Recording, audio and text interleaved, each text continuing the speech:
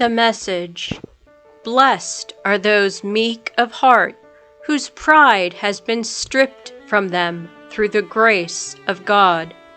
From the Book of Truth, Volume 3, given on Friday, April 12, 2013, at 11:55 p.m.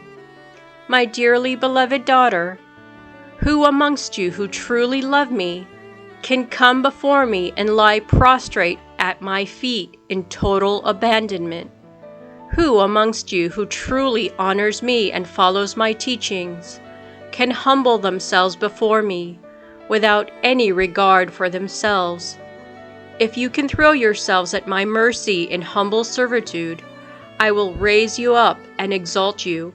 But when you exalt yourselves in my name, and say you know me more intimately than others, I will cast you to the ground beneath my feet. Why do so many who have been given the truth still misunderstand the truth of my teachings? Man, because of the stain of sin, is not worthy to stand before me, but those who understand the weakness of the human soul must know that those who take it upon themselves to declare their superior knowledge of spiritual matters, laid down by the teachings of God through the prophets, need to be very careful. When such souls declare their so-called knowledge by boasting of their intellectual assessment of holy doctrine, instead of focusing on the importance of humility, they offend me. When they use their knowledge to twist the truth to suit their agenda in order to draw souls into a man-made version of my teachings, I am deeply offended, and I will punish souls guilty of this crime against God.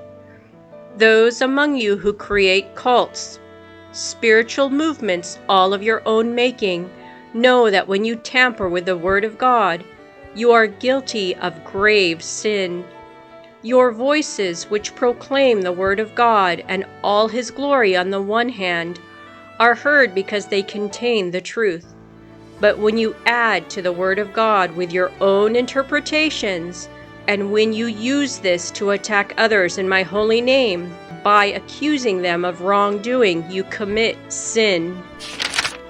Blessed are those meek of heart, whose pride has been stripped from them through the grace of God, for they will rule as kings in the new paradise.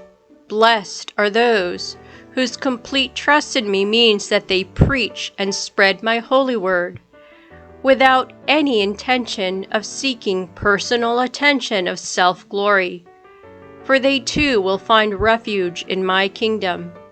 Those who claim that they are dedicated followers of mine, but who believe that they are qualified to judge others, analyze the beliefs of others whose faith in God causes offense, and who publicly condemn holy souls who come in my name, are not part of my kingdom. You belong to the evil one, for you do not report to me Jesus Christ. I have not called you, nor have I given you permission to promote any form of special group set up to ridicule another group. To all who proudly boast of intellectual prowess associated with my teachings in order to belittle another child of God, especially chosen souls, know that your days are numbered. In the past, my patience would have prevented me from interrupting such misguided missions. Now, in these end times, I will not tolerate the way in which you try to block my second coming. So few of you will accept my plan to prepare you for the second time of my coming, this time to bring you into the new era of peace. You already know the truth. You know that I will come again, but you will not, just as it was before, accept that it is I, the King of all that is, who is calling on you to prepare your souls. 2,000 years to me is nothing. It is as if it were yesterday. So today I am calling out to all of you. What saddens me is that those who say they love me and publicly acknowledge me do not really know me.